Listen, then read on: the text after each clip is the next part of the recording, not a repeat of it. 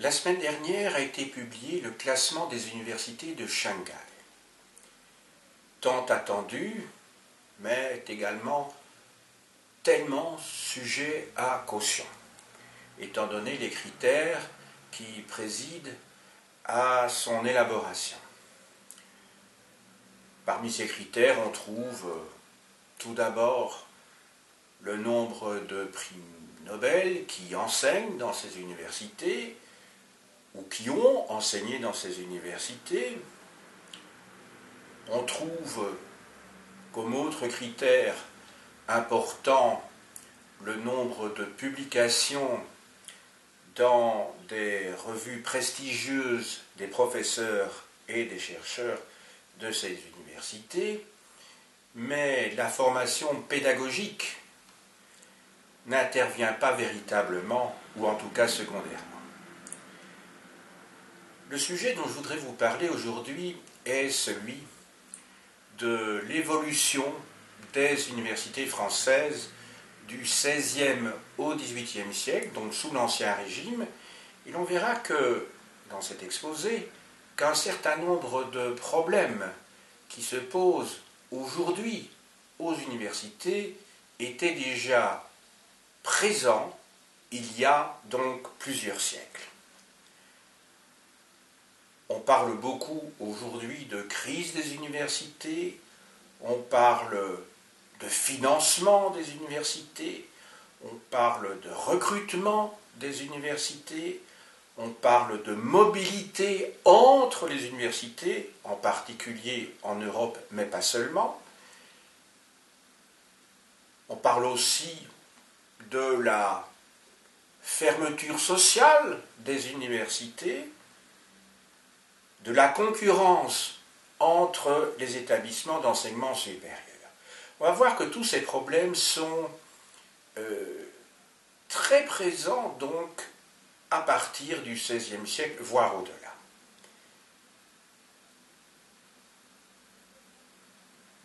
L'origine de l'université en France tout d'abord. L'université française naît au XIIIe siècle à Paris. On peut remonter au XIIe siècle pour voir se former les toutes premières universités dans la deuxième moitié du XIIe siècle, en Italie, en Angleterre également, dans le cadre de ce qu'on appelle les Studia Generalia. Mais dans le cas de la France, il s'agit bien du XIIIe siècle comme point de départ de cette évolution. L'université française, comme les autres universités d'ailleurs, ont un certain nombre de caractéristiques sous l'Ancien Régime. Les universités ont pour mission, pour fonction de former des étudiants. Ce n'est pas un scoop, bien entendu. En France, l'université a sous sa coupe l'enseignement secondaire et l'enseignement supérieur. Cette université dépend directement de l'Église, mais elle s'administre elle-même. En effet, le terme universitas en latin signifie communauté, et donc le monde universitaire est construit sur le mode corporatif. Corporation, en latin, se dit d'ailleurs universitas. Autrement dit, l'université est un des corps de la société parmi d'autres, bien qu'il ait évidemment un certain nombre de caractéristiques.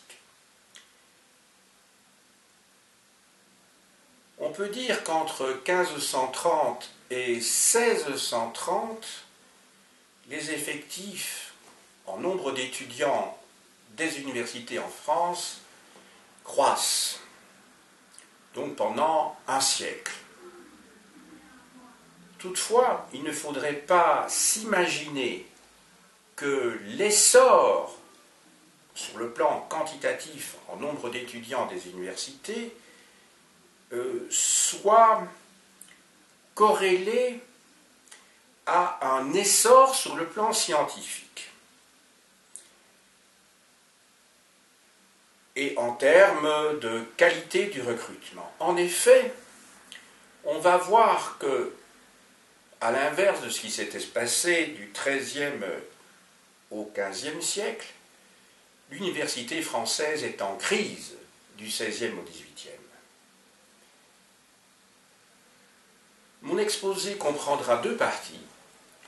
Une première partie qui portera sur l'organisation d'université en facultés, 4 facultés, et dans un deuxième temps, d'une manière plus globale, j'essaierai de voir l'évolution des universités, tout d'abord sur le plan géographique, en voyant qu'il y a une restriction, un resserrement du rayonnement des universités. J'aborderai également, sous cet angle géographique, le problème de la mobilité. On va voir que celle-ci se réduit au cours des 3 siècles considérés ici. On va voir dans un troisième temps que l'université, socialement parlant, se referme. Et enfin, et ceci est très important pour l'avenir de l'université en France, pour l'époque contemporaine, au XIXe et au XXe siècle, il sera question de la concurrence d'autres établissements extra-universitaires qui vont être en compétition avec cette dernière et qui, sur le plan scientifique et sur le plan pédagogique, ces établissements sont porteurs d'un futur plus intéressant.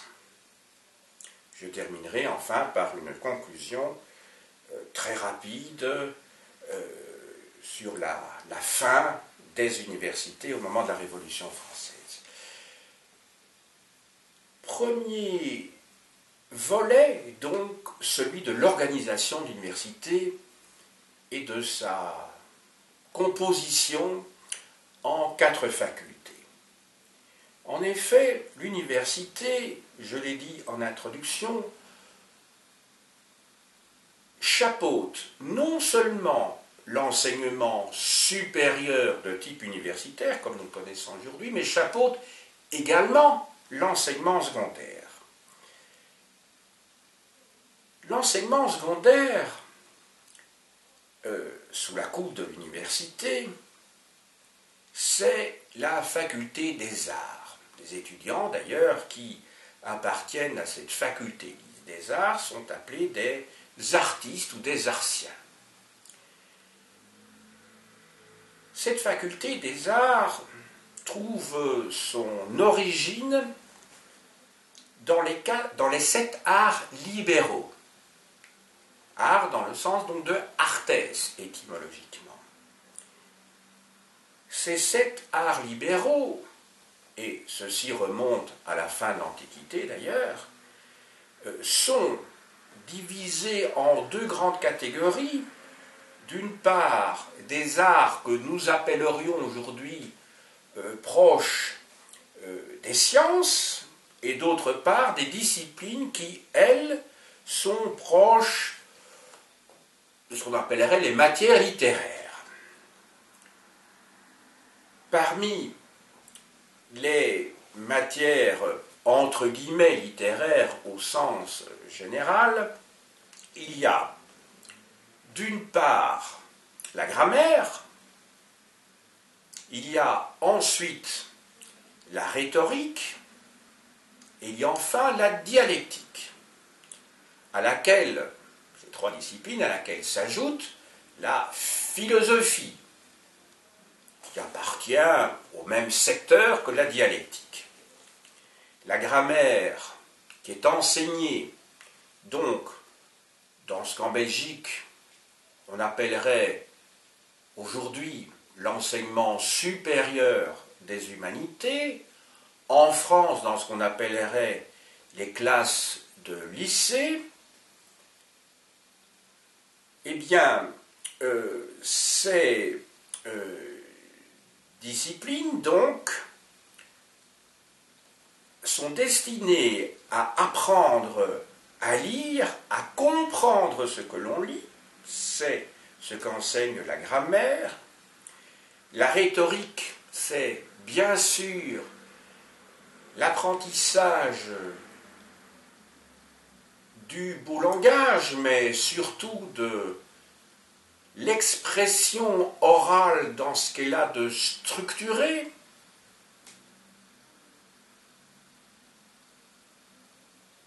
Et de systématique, avec des parties dans le discours. Cela renvoie bien sûr aux travaux de Cicéron qui sert de modèle, et la dialectique, c'est l'art de l'argumentation. À côté des trois arts libéraux de type littéraire que je viens d'énoncer, et de la philosophie qui s'est ajoutée donc à ces trois arts libéraux, il y a 4 arts libéraux de type scientifique, à nouveau entre guillemets. On y trouve tout d'abord l'algèbre, qui va se développer à partir du Moyen-Âge sous l'influence des mathématiciens arabes. Il y a ensuite la géométrie. Étymologiquement, c'est la discipline qui permet de mesurer la Terre, donc des surfaces.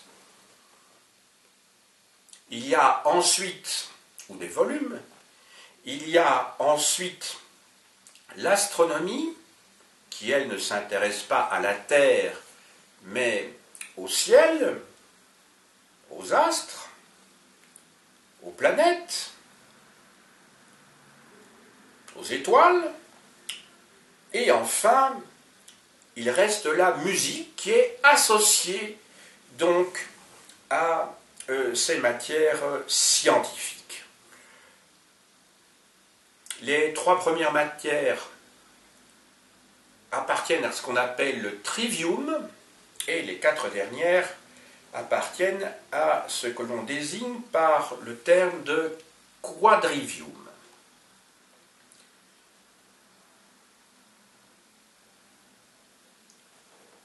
Les études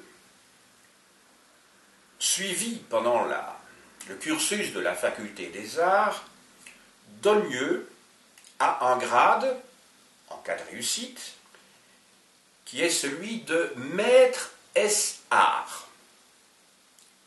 Donc maître dans les disciplines des arts libéraux, trivium et quadrivium. Ça sanctionne en fait la fin du secondaire. Ensuite, puisque la faculté des arts est une propédeutique nécessaire et indispensable pour pouvoir entrer dans les 3 facultés supérieures qui, elles, correspondent au sens où nous entendons aujourd'hui des facultés universitaires, qui correspondent donc à l'enseignement supérieur, il y a donc 3 facultés, 3 choix possibles. En premier lieu, la faculté de théologie, ensuite la faculté de droit, et en dernier lieu, la faculté de médecine. Mais avant de décrire le recrutement, les types d'enseignement et les diplômes conférés à la suite des études dans ces 3 facultés, je voudrais insister sur un point en ce qui concerne la fin de l'enseignement, comment dirais-je, les facultés des arts en France du XVIe au XVIIIe siècle, et plus particulièrement à partir du XVIe siècle. Car si la faculté des arts, par le contenu des matières qu'elle enseigne, aurait dû connaître un destin tout à fait remarquable à partir du XVIe siècle, en fait, on va voir que cette faculté des arts est concurrencée par les collèges. Alors, précisons un petit peu de quoi il s'agit ici. En effet, et je ne vous apprends rien, en France, à partir du début du XVIe siècle, et plusieurs éléments concourent à ce phénomène, l'humanisme est à la mode. Qu'est-ce que l'humanisme? En fait, l'humanisme, c'est un courant de pensée, un courant philosophique, une manière de considérer le monde et la société qui place l'homme au centre de ses préoccupations, et par conséquent, il s'agit de retrouver dans les textes des anciens de l'Antiquité grecque et romaine la morale qui guidait ces mêmes anciens, ce qui suppose la nécessité de connaître le grec et le latin de manière très sérieuse, et par conséquent, les matières du trivium, mais plus particulièrement la rhétorique, va être valorisée par rapport à la dialectique, qui avait la première place dans les derniers siècles du Moyen-Âge. La dialectique, je répète, c'est l'étude de l'argumentation, du raisonnement. Or, la rhétorique, elle, ainsi que la grammaire d'ailleurs, ces deux disciplines sont basées sur l'étude de la langue. Autrement dit, ce qui va prendre la première place, c'est la philologie. L'amour de la langue, l'amour des langues anciennes en particulier.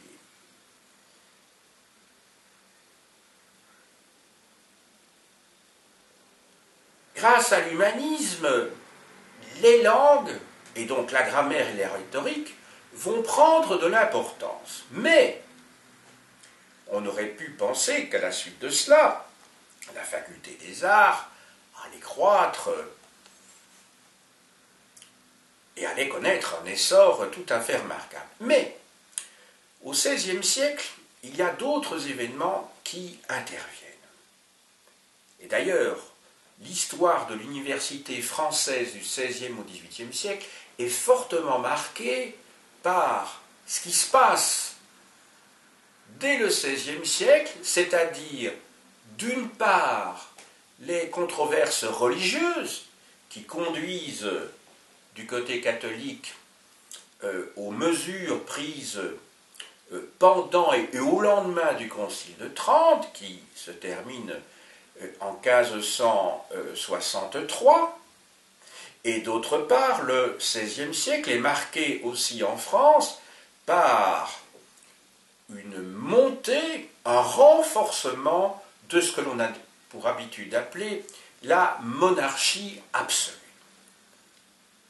Alors vous allez me dire, mais quel est le rapport avec l'évolution, ou plutôt le déclin de la faculté des arts?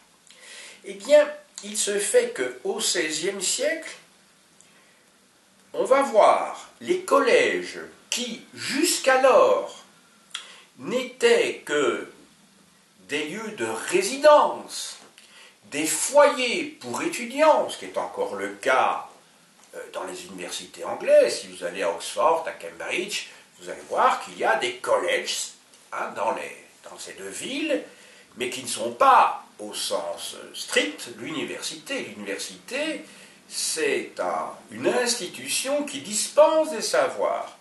Les collèges, pour parler français, sont donc des hôtels, des bâtiments pour permettre aux étudiants de se loger et de manger ensemble, de s'y réunir également.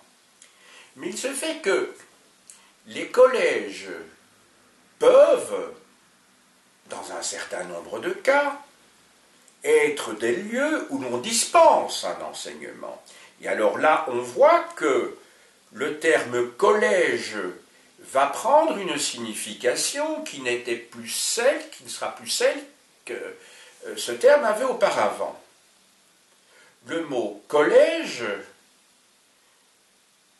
va désigner des institutions qui, auparavant, recevaient ou abritaient des élèves, des artiens, donc des élèves du secondaire supérieur, eh bien, ces collèges vont abriter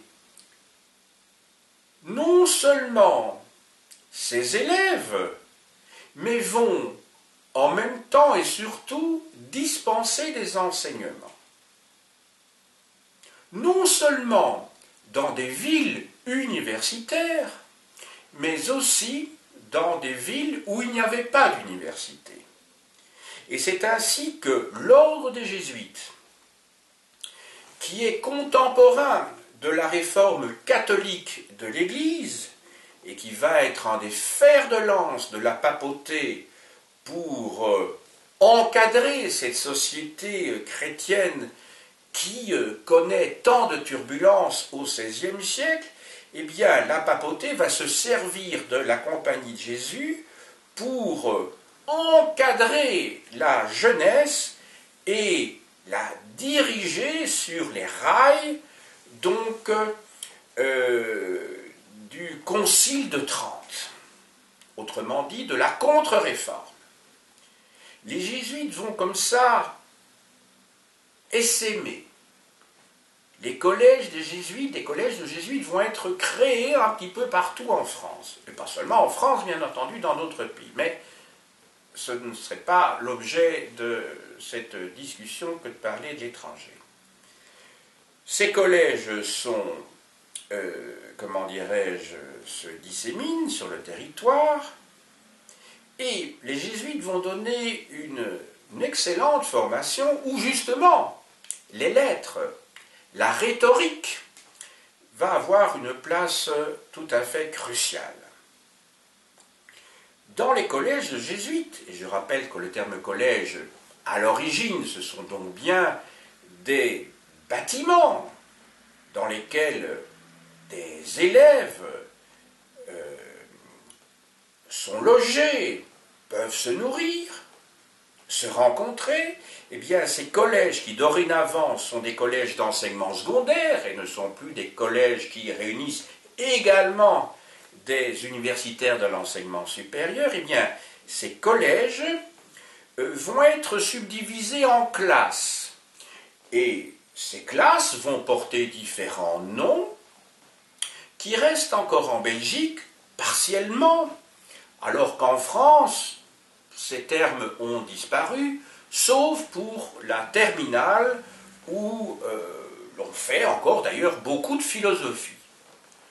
En Belgique, on parle encore aujourd'hui dans les collèges, dans les écoles d'enseignement secondaire supérieur, de poésie pour la seconde et de classe de rhétorique pour la dernière année de l'enseignement secondaire. Mais avant, on parlait encore, pour la première année du secondaire, ce qu'on appelait à l'époque la sixième, de la classe de petite figure, la cinquième c'était la classe de grande figure, puis la quatrième, puisqu'on monte en sens inverse, c'était la classe de syntaxe, puis la troisième, la classe de prose, et puis enfin, classe de poésie et classe de rhétorique. Donc il n'y a plus que les deux derniers termes qui qualifient les 2 dernières années de l'enseignement secondaire en Belgique. Mais tout cela remonte en fait au XVIe siècle et vient des collèges des jésuites. Parallèlement aux jésuites, il y a dans l'enseignement secondaire un autre ordre qui va s'investir à partir de la deuxième moitié du XVIe siècle, c'est l'ordre des oratoriens, de l'oratoire. Maintenant, je reviens à ces collèges. Ces collèges vont vider véritablement les facultés des arts pour n'en faire que des coquilles vides, puisque ces collèges permettent aux élèves d'avoir un enseignement complet, mais surtout, dans les collèges des jésuites, l'enseignement est gratuit. Donc, la concurrence conduit évidemment les jeunes à se diriger vers les collèges de jésuites plutôt que vers ces facultés des arts qui, finalement, vont se vider d'elles-mêmes. Donc, à l'époque moderne, on peut dire que les facultés des arts vont se vider et n'existent plus. Donc maintenant, on peut parler, je peux enfin parler de l'université au sens strict, au sens où nous l'entendons, au sens limité, mais qui n'est pas celui originellement de l'Ancien Régime. Donc je vous ai dit tout à l'heure qu'il y a 3 facultés, la faculté de théologie, la faculté de droit et la faculté de médecine. La faculté de théologie tout d'abord. Les facultés de théologie, là, l'objet de l'enseignement est assez clair étymologiquement. Donc, la théologie, ça signifie donc l'étude de ce qui est relatif à Dieu. Eh bien, ces facultés vont connaître un certain nombre de problèmes qui vont expliquer leur déclin. On peut répertorier 3 problèmes. Un problème sur le plan doctrinal, un problème en matière d'enseignement, de formation, et un 3e problème qui est lui aussi un problème de formation, mais qui est lié directement à la scission entre les catholiques et les protestants. Je commence donc tout d'abord par le problème doctrinal. Jusqu'au début du XVIe siècle, la faculté de théologie de Paris avait un grand prestige. En effet, on y a débattu non seulement des positions de Luther, on y a débattu également du divorce d'Henri VIII avec Anne Boleyn, mais il se fait que l'Église romaine, qui était déjà devenue une monarchie dans sa structure en tant qu'institution, une monarchie dans la 2e moitié du XIe siècle, avec Grégoire VII, eh bien, cette Église romaine va devenir encore plus centralisatrice à partir du milieu du XVIe siècle, au moment où les grandes décisions, après des débats qui vont durer quand même, si je compte bien, 18 ans, au Concile de Trente, vont amener une prise de décision dorénavant qui se fera à Rome, et exclusivement à Rome. Autrement dit, ce sont les papes qui décideront de manière magistrale des dogmes, bien sûr, mais de tout ce qui a attrait à la discipline. C'est ainsi que la faculté de théologie de Paris va perdre son aura et elle sera reléguée au second rang par rapport à la place qu'elle occupait précédemment, disons, jusqu'à ce qu'elle occupait pendant la première moitié du XVIe siècle, en tout cas le premier tiers du XVIe siècle. Deuxième élément qui intervient dans le déclin des facultés de théologie. Ce deuxième élément est lié lui aussi à une mesure décrétale du Concile de Trente qui réorganise l'Église romaine, l'Église catholique, c'est la création des séminaires. Les séminaires, étymologiquement, c'est assez clair, un séminaire, c'est l'endroit où on va semer pour avoir une floraison de prêtres, en fait, qui seront formés de manière rigoureuse sur le plan doctrinal, disciplinaire, ce qui n'était plus le cas, comme vous le savez, à la fin du Moyen-Âge et au début du XVIe siècle, et qui avait conduit d'ailleurs Luther à rompre avec Rome à partir donc de 1517.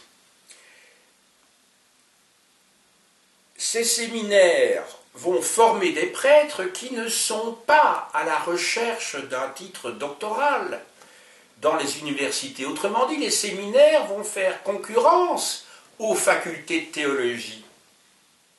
Donc les facultés de théologie vont perdre une partie donc considérable de leur recrutement, sans compter qu'il va y avoir aussi, plus l'Ancien Régime va avancer vers le XVIIIe siècle, surtout quand on arrive au XVIIIe siècle, sans compter que les vocations pour la prêtrise vont se faire rares. Donc deux éléments qui interviennent donc ici et qui expliquent la raréfaction, ou plutôt l'implosion des facultés de théologie. Enfin, dernier élément, c'est lié aux événements de la scission au sein même de l'Église de la chrétienté au XVIe siècle, autrement dit la rupture confessionnelle entre les catholiques et les protestants. Par définition, les protestants ne vont plus aller dans les facultés de théologie catholique, et ils auront deux options. La première, de suivre des cours et leur formation dans des universités étrangères, ou bien dans des académies protestantes en France. Il y en a quelques-unes, comme Montauban, comme Montpellier, par exemple, ou Sedan. Autrement dit, élément supplémentaire qui explique l'implosion, c'est le terme que j'ai utilisé tout à l'heure, de ces facultés de théologie catholique, c'est donc la naissance du protestantisme. Toutefois, à partir du XVIIe siècle, déjà avec Richelieu, mais surtout à l'époque de Louis XIV, le protestantisme va devenir interdit. Je ne retiendrai qu'une date ici symbolique, qui est celle de l'édit de Fontainebleau de 1685, donc qui est la fameuse révocation de l'édit de Nantes. On sait également que Louis XIV va prendre un certain nombre de mesures contre les protestants, les dragonnades, il va y avoir plus tard la guerre des Camisards, enfin toute une série d'éléments qui vont faire que les protestants vont partir à l'étranger, en Angleterre, aux Provinces-Unies, dans les États du roi de Prusse, en Brandebourg, et autrement dit, les protestants ne vont plus étudier en France, donc ces académies elles-mêmes sont vouées à la disparition. Passons maintenant aux facultés de droit. Les facultés de droit, on pense en particulier à celles de Paris ou de Montpellier, mais il y en a d'autres bien sûr. Il y a en fait en France, à l'époque qui nous intéresse, 18 universités. Toutes ne sont pas complètes, ne possèdent pas les 4 facultés de base. Et surtout les 3 facultés d'enseignement supérieur. Les facultés de droit possèdent, et encore, possèdent 2 filières, 2 options, la filière du droit canon, autrement dit du droit de l'Église, et d'autre part la filière du droit romain. La faculté de Paris ne possède qu'une faculté de droit canon. Et au XVIIe siècle, le roi, je crois bien que c'est Louis XIV, va imposer à la Sorbonne, donc à la faculté de droit de Paris, donc de créer la filière droit romain. Mais là encore, le pouvoir royal considère que ce n'est pas suffisant parce que le droit romain qui avait participé de la renaissance du pouvoir monarchique à partir du XIIe siècle et surtout au XIIIe siècle, le droit romain qui est donc issu essentiellement du code justinien, principalement des travaux d'Ulpien et de Papinien, qui étaient donc des juristes du bas empire romain, eh bien, ce droit romain contenait les bases, les principes de la monarchie absolue.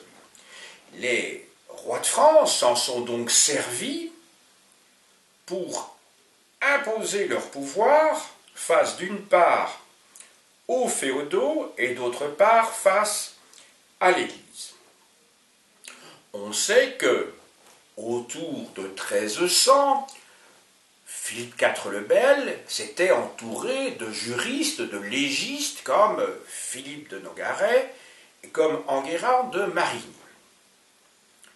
Les juristes vont prendre une place de plus en plus conséquente, mais à partir du XVIe siècle et au XVIIe siècle, le droit français n'est pas enseigné en tant que tel.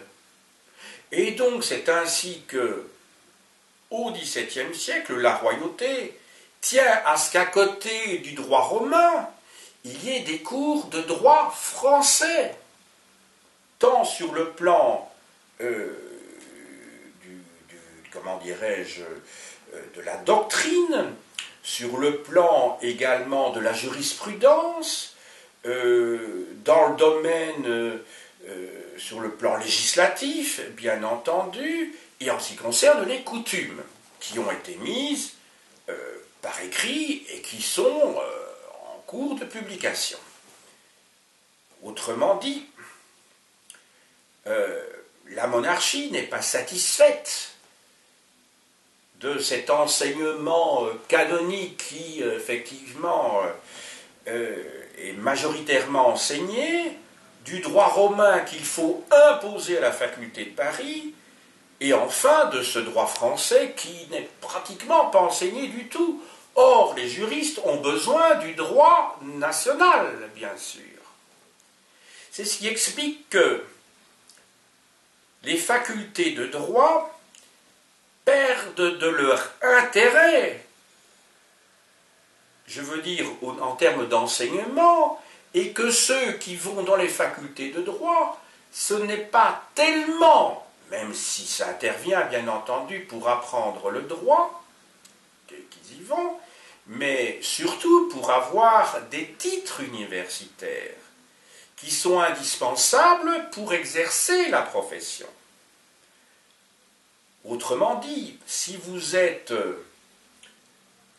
cherchez une place d'officier du roi, de l'État français, c'est-à-dire si vous voulez être titulaire d'une fonction, d'une charge dans la fonction publique, vous devez posséder un titre légal. Et donc vous devez passer par l'université pour posséder ce titre. Autrement dit, les universités ont une fonction essentiellement monnayable. On va à l'université pour pouvoir exercer une profession, pour pouvoir avoir accès à la profession. Maintenant, il reste les facultés de médecine. Les facultés de médecine. Alors, les facultés de médecine, il y en a quelques-unes, comme Paris ou Montpellier, qui, sur le plan scientifique, sont bien placées. Hein, si l'on prend les critères des fameux rankings à l'heure actuelle. Toutefois, et on y enseigne d'ailleurs des matières qui sont porteuses d'avenir et tout à fait essentielles, comme la chirurgie, d'une part, et comme la pharmacologie, d'autre part. Toutefois, l'enseignement est théorique et manque de pratique. Ce qui veut dire que les étudiants à la faculté de médecine apprennent encore la médecine à partir des vieux auteurs de l'Antiquité grecque et romaine, et en particulier à partir des traités d'Hippocrate et à partir de Galien. Donc, 5e siècle avant Jésus-Christ et 2e siècle de notre ère. Voire d'Aristote, d'ailleurs, qui est écrit donc sur ce sujet, traité de biologie. Ce sont d'ailleurs ces médecins qui sont caricaturés par Molière dans le bourgeois, dans le Malade imaginaire. On voit ce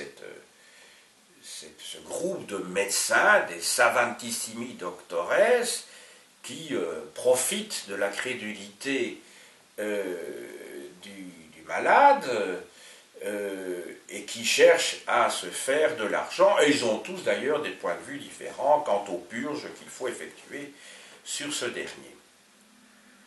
Voici. Il y a donc un enseignement théorique dépassé.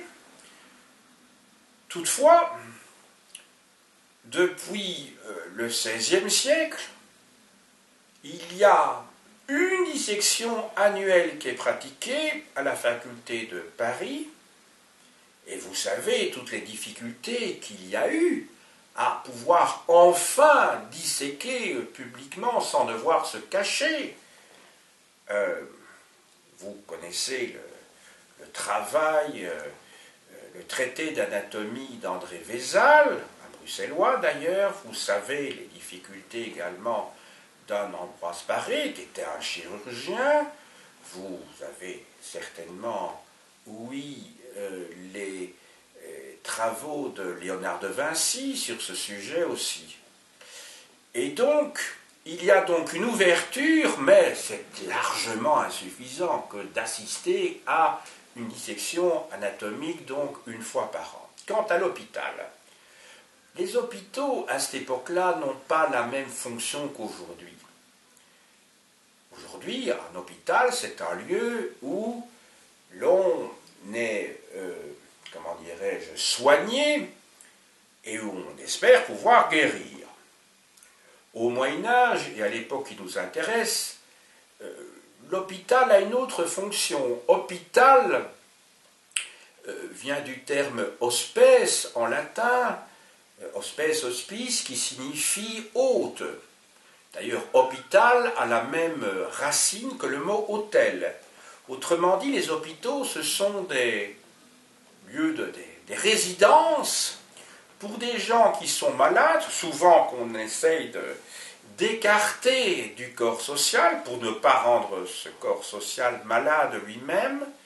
C'est un lieu donc qui sert également de refuge pour les pauvres, mais il n'a pas une fonction, ce n'est pas un lieu où l'on se fait soigner. Donc l'hôpital n'a pas la même fonction et par conséquent les médecins ne vont pas dans les hôpitaux les étudiants médecins ne vont pas dans les hôpitaux pour se former. Quand on fait de l'histoire, et c'est l'intérêt justement d'avoir une démarche historique, c'est de bien comprendre le sens des mots et surtout ne pas avoir une vision anachronique.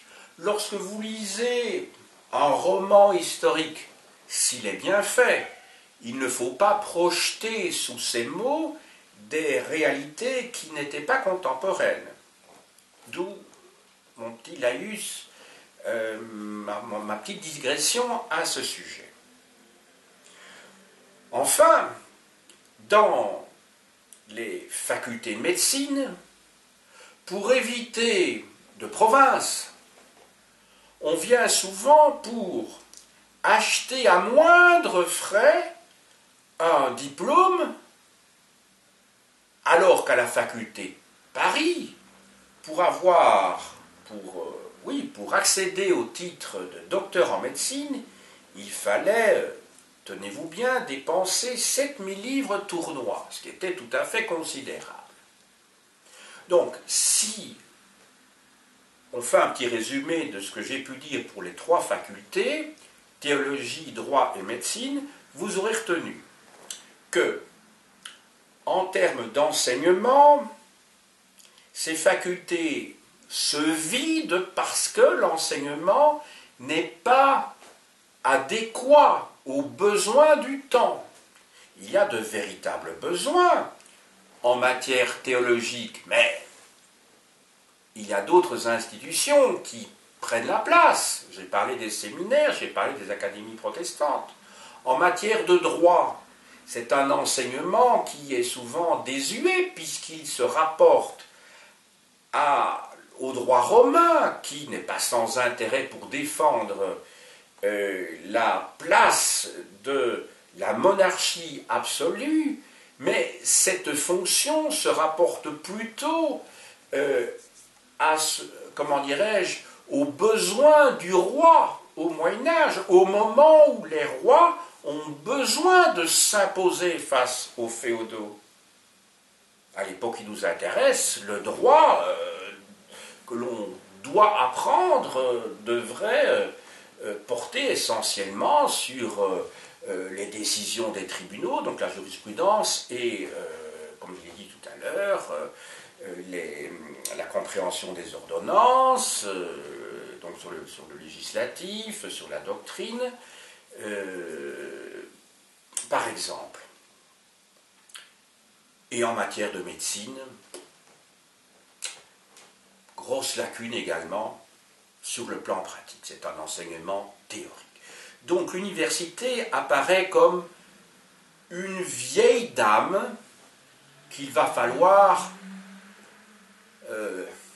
décaper, si je puis dire, même si l'expression n'est pas heureuse, pour en faire quelque chose de neuf. Ça viendra plus tard. Je vous avais promis dans mon introduction qu'après avoir brossé un portrait de l'université française du XVIe au XVIIIe siècle par le biais de l'enseignement et des diplômes qui sont conférés donc du XVIe au XVIIIe, je comptais, et c'est ce à quoi je vais m'attacher maintenant, vous parler de l'évolution globale des universités françaises sur le plan géographique, sur le plan social, et également en termes de concurrence d'autres institutions d'enseignement, sur le plan pédagogique et sur le plan scientifique. D'ailleurs, ces institutions ne sont pas d'ailleurs toujours des institutions d'enseignement, mais elles remplissent une fonction qui est censée remplir l'université. Je commence d'abord par les aspects géographiques, autrement dit la localisation. 2 points ici. Le recrutement des universités tend à se restreindre pendant la période considérée. Alors, il se restreint principalement pour les facultés de droit.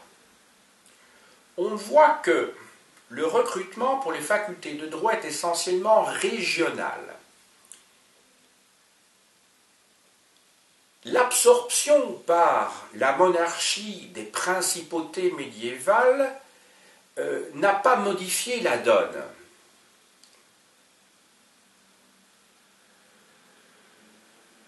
Recrutement régional qui correspond d'ailleurs au ressort des parlements et de ces anciennes principautés, en gros, je dis bien, grosso modo. Alors que pour les facultés de théologie et les facultés de médecine, là, au contraire, le recrutement se fait de manière plus large. Toujours en termes de localisation, sur le plan géographique, le problème de la mobilité. Ce problème de la mobilité va connaître des déboires. On parle beaucoup aujourd'hui, et cela fait même partie du cursus des étudiants, de faire des séjours Erasmus, donc je dis bien aujourd'hui. L'objectif étant de permettre aux étudiants de se frotter à l'enseignement de maîtres dans d'autres pays du territoire européen. Ça avait été le cas en partie au Moyen-Âge, donc à partir du XIIIe siècle.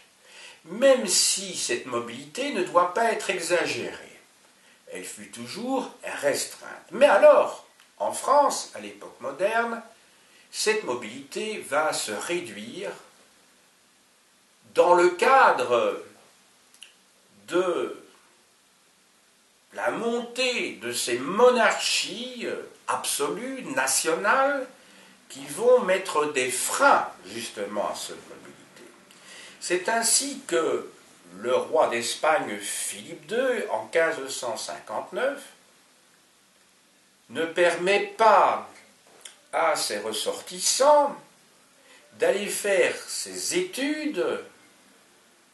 leurs études à l'étranger, plus particulièrement en France, puisque leurs diplômes ne seront pas validés et qu'ils ne pourront donc pas exercer de retour dans les États,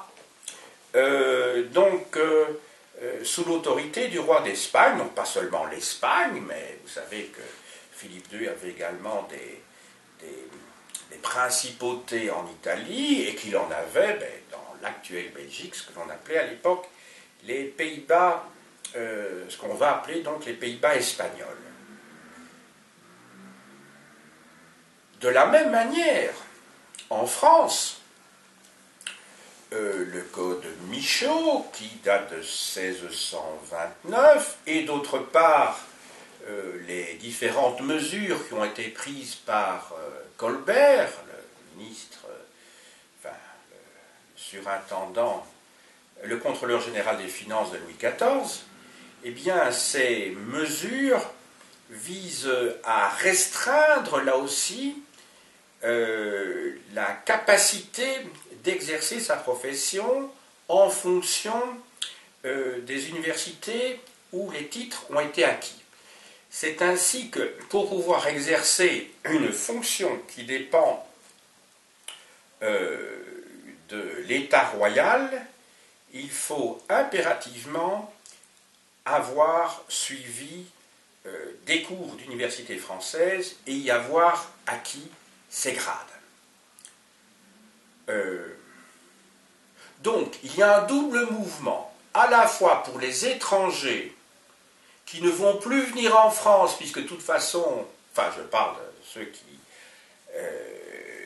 dépendent de la couronne espagnole, ils ne pourront, les étrangers dépendant de la couronne espagnole, ne pourront plus exercer dans leur pays et après avoir acquis un diplôme français, et la même chose, les Français qui auraient suivi des cours à l'étranger ne pourront plus exercer en France. Donc on voit que l'on est dans une époque où il y a un repli sur soi-même, une attitude de crispation identitaire, nationaliste, qui est directement liée à cet état monarchique, nationaliste, qui est typique donc de l'époque moderne.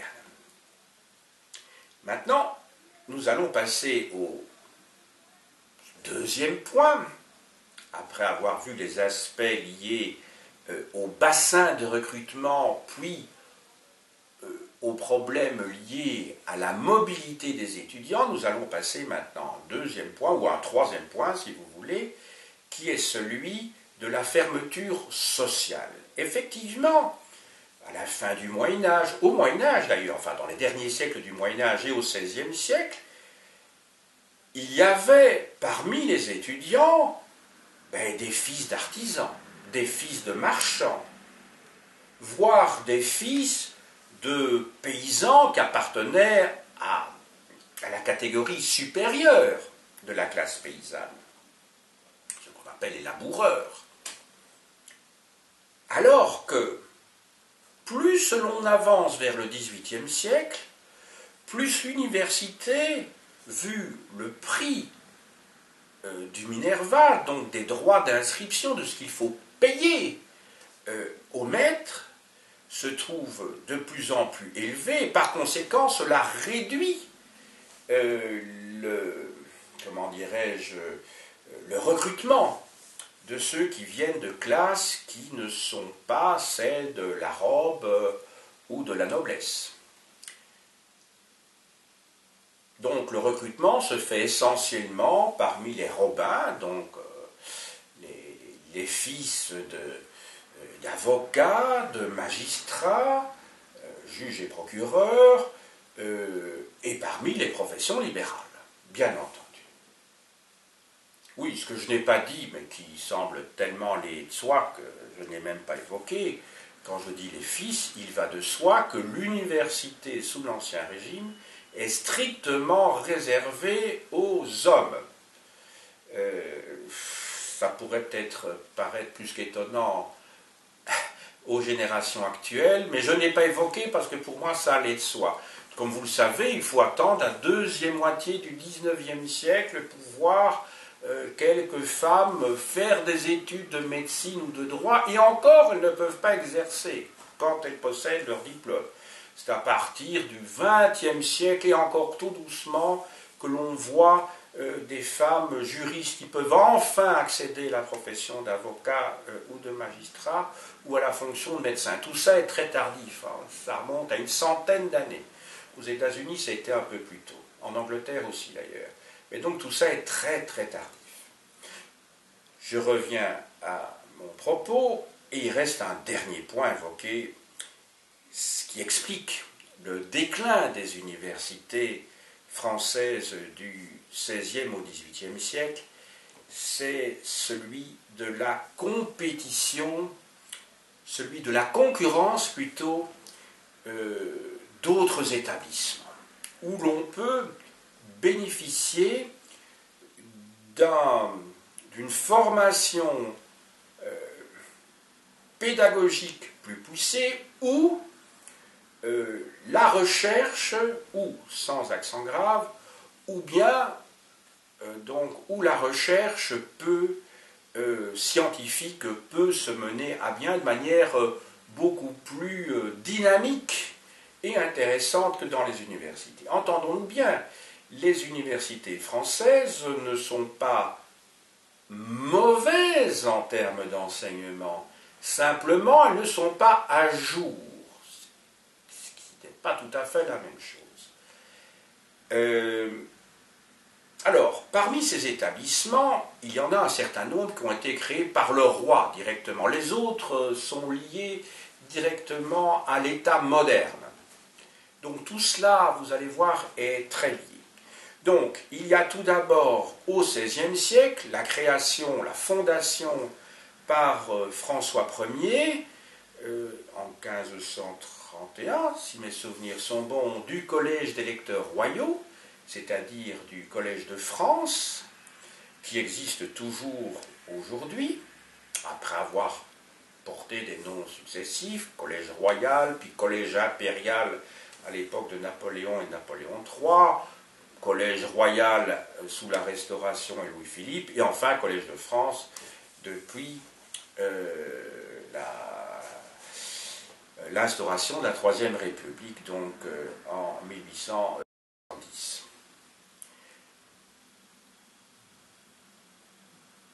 Deuxième institution, Collège de France, où toutes les disciplines sont censées être enseignées ou pouvoir être enseignées. Je pense à ce fronton du Collège de France où il est indiqué omnia docet, ça veut dire le Collège de France enseigne toutes les matières, sans restriction, et avec une totale liberté d'ailleurs. L'enseignement y est gratuit et ouvert à tous. Restriction, il ne délivre pas de diplôme. À côté du Collège de France, il y a le Jardin du Roi, qui date de Louis XIII, et puis, le Jardin du Roi donc, concerne la botanique, et puis il y a enfin les académies qui sont créées, la première, c'est donc l'Académie française avec 1635 par le cardinal de Richelieu, mais alors, à l'époque de Louis XIV, les autres académies, et dans le domaine de la recherche scientifique, justement l'Académie des sciences, dont la création suit, comment dirais-je, la création de la Royal Society à Londres, à laquelle participe, à la fondation de laquelle participe Isaac Newton. Voilà déjà trois types d'institutions fondées par le roi avec le soutien ou sous l'initiative de ses ministres, Richelieu sous Louis XIII et Colbert sous Louis XIV. Alors restent encore deux types d'institutions qui sont liées à la création de l'État moderne, donc rien n'est laissé au hasard. La recherche n'est pas faite pour elle-même, sauf peut-être dans les institutions que je viens de citer, quoique, vous savez, les académies, elles sont là pour participer très clairement au projet royal, à la propagande monarchique, hein, ça il n'y a aucun doute. Mais dans les suivantes, on peut dire que c'est davantage lié à l'appareil d'État. Il y a d'une part la création de collèges de chirurgie à partir du XVIIe siècle, qui sont créés à côté ou de facultés de médecine, ou parfois dans des villes où il n'y a pas de faculté de médecine. Ces collèges de chirurgie, entendons-nous bien, il ne s'agit pas avant tout de soigner des gens, des civils. La création des collèges de chirurgie sont évidemment liées aux guerres du XVIIe siècle, très nombreuses, en particulier sous Louis XIV, et ces collèges de médecine sont liés à d'autres institutions. Pensons à l'Hôtel des Invalides, qui date de l'époque de Louis XIV, et destiné à ces soldats qui ont été blessés lors des guerres, les plus méritants en tout cas, qui peuvent finir leur vie donc dans cet Hôtel des Invalides. C'est donc une manière de reconnaissance de l'État français. Peut-on dire la nation, à cette époque-là, c'est peut-être une notion anachronique, en tout cas avant la Révolution française, donc de l'État français pour service rendu. Mais alors, il y a des institutions qui, elles, sont vraiment porteuses d'avenir. Ce sont les créations d'écoles d'ingénieurs. Création, dès la première moitié du XVIIIe siècle, d'une école des mines, d'une école de génie, d'une école des ponts et chaussées, dont toutes ces écoles d'ingénieurs, on comprend, sont directement liées à l'État moderne. Et je dirais même, plus précisément, aux guerres du XVIIIe siècle. Les ponts et chaussées, vous savez, la place que les ingénieurs peuvent avoir lors des guerres, je dirais, sans la logistique, sans ces ingénieurs, comment voulez-vous faire passer des troupes sur des fleuves en particulier? Donc il faut que les troupes soient mobiles, sans faire des détours exagérés.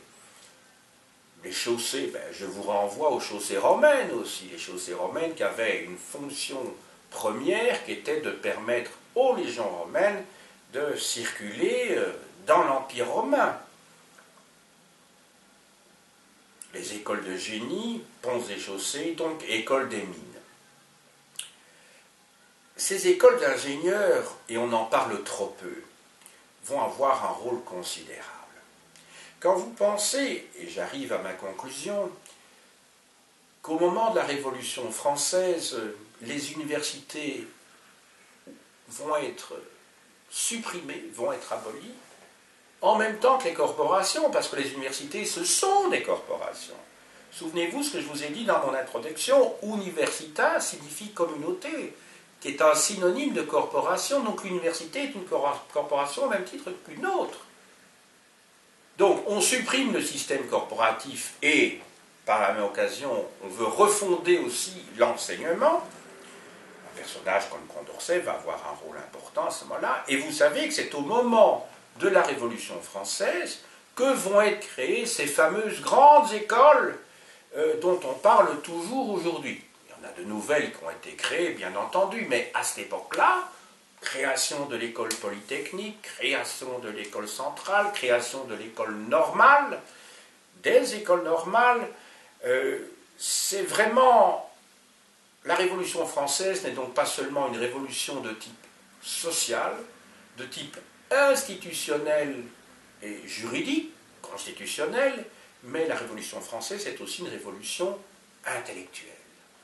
C'est le moment où l'on va repenser complètement, et nous en sommes les héritiers, le système des poids et mesures. C'est à partir de ce moment-là qu'on va utiliser des étalons comme le mètre, comme le litre, comme le kilo, pour unifier, harmoniser, dans le cadre d'un État jacobin et centralisateur dont la France n'est pas toujours sortie. C'est une tradition qui est toujours là et qui caractérise la France par rapport à d'autres pays, même si la Révolution française a bien sûr essaimé quant à ses idées sur son pourtour,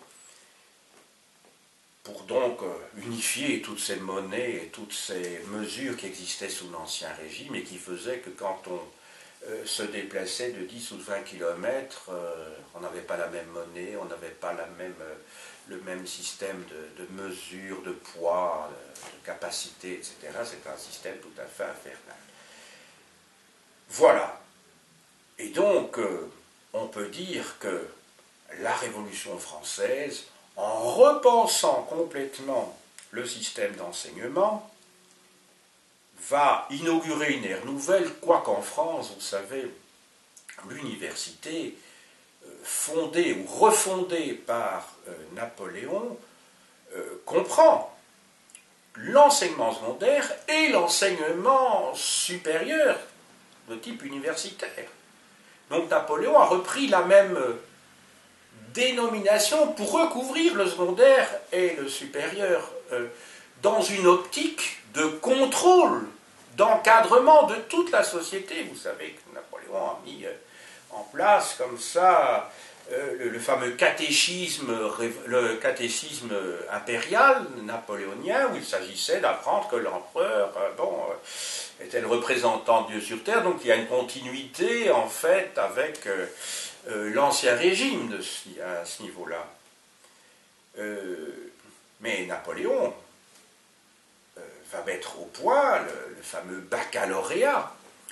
Baccalauréat qui est toujours le premier titre universitaire en France. Alors que ce n'est pas le cas en Belgique, par exemple. Je ne sais pas si on passe encore l'examen de maturité comme lorsque j'étais élève dans l'enseignement secondaire, mais en tout cas, dans beaucoup de pays, il n'y a pas de baccalauréat. C'est une spécificité de la France, que le baccalauréat. Ce que je ne vous ai pas dit, c'est que lorsque l'on sort du secondaire, sous l'Ancien Régime, donc lorsque l'on a, lorsqu'on finit son secondaire, si on réussit, bien entendu, on est porteur du titre de maître ès arts. Ça, je me souviens l'avoir dit tout à l'heure. D'ailleurs, c'est le seul titre qui suffit pour devenir recteur de l'université. Les recteurs de l'université sont nommés sont élus pour 3 mois, si mes souvenirs sont bons. Donc c'est un système qui évite le monopole entre les mains d'un même individu pour une longue durée de la fonction de direction donc de l'université. Mais lorsque l'on passait dans les 3 facultés supérieures, il y avait 3 degrés. D'abord le titre de bachelier, donc on était bachelier après avoir eu son titre de maître, entendons-nous bien. Donc bachelier, puis licence, qui permettait d'enseigner, d'ailleurs. Hein, le mot licence vient du latin licentia, qui signifie permission, autorisation. Donc, un licencié en droit ou un licencié en théologie, c'est quelqu'un qui est autorisé à enseigner la théologie ou le droit. Et puis enfin, lorsque l'on présentait ses thèses, alors là, on obtenait, après réussite bien sûr, le titre de docteur. Hein, docteur, le mot docteur qui vient du latin docere, doceo, qui signifie enseigner, justement. Voilà, mais enseigner à l'université, cette fois-ci, dans les facultés supérieures. J'espère avoir, à la suite de cet exposé, avoir montré l'intérêt d'avoir un regard rétrospectif sur les siècles qui ont précédé pour montrer que il y a un certain nombre de problèmes récurrents dans ce que l'on appelle la crise de l'université. Le problème du recrutement, le problème du nombre d'étudiants dans les universités, le problème de ce que l'on appelle parfois le déclin de l'université en termes de savoir, ou des étudiants quant à leurs connaissances de base, de la formation, le problème de la mobilité, le problème surtout de la concurrence entre universités qui, jadis en France, était une concurrence entre universités françaises et d'autre part établissements scientifiques, établissements d'enseignement supérieur non universitaires, comme les collèges de chirurgie ou les écoles d'ingénieurs, eh bien tous ces sujets qui sont aujourd'hui d'actualité étaient déjà présents. J'ai dit